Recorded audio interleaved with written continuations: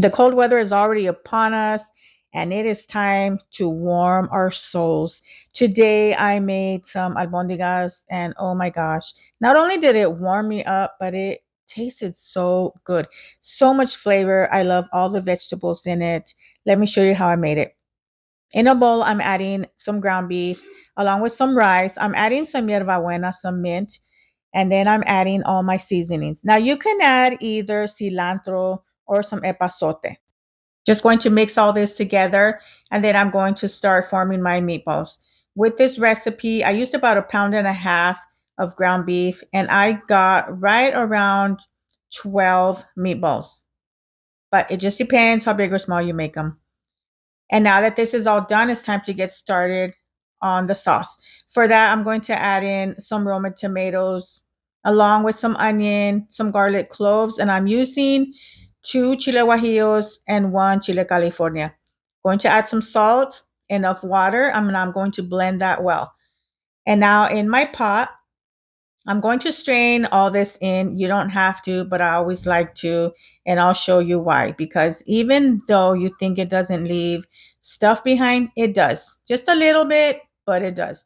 I'm going to add some water, and then I am adding 2 tablespoons of chipotle sauce. If you would rather use the chipotle peppers, add that to the blender along with the tomato and all that.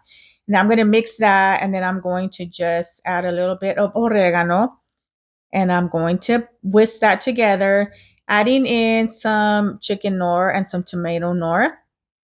Mix that again, and I'm going to let this come up to a full boil. Once at a full boil, I'm going to drop in all my meatballs.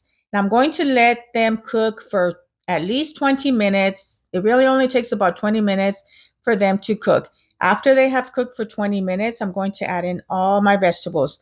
I'm using corn on the cob, carrots, zucchini, potatoes. You can definitely use whatever you like. Now I'm going to cook this for 15 minutes. It really doesn't take long.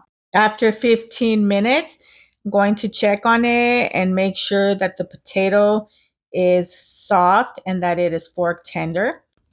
It is definitely done. So now we can say that these albondigas are done. Doesn't it already look so good? I just love all the vegetables that are in there, and I actually really love the color, and the taste was just so good. I'm going to serve me up a bowl because I am starving. I am cold and I need to warm up. This is definitely one of those meals that you want to make for your family because not only is it easy, it's super delicious. Save this recipe. You are going to want to make it. Enjoy.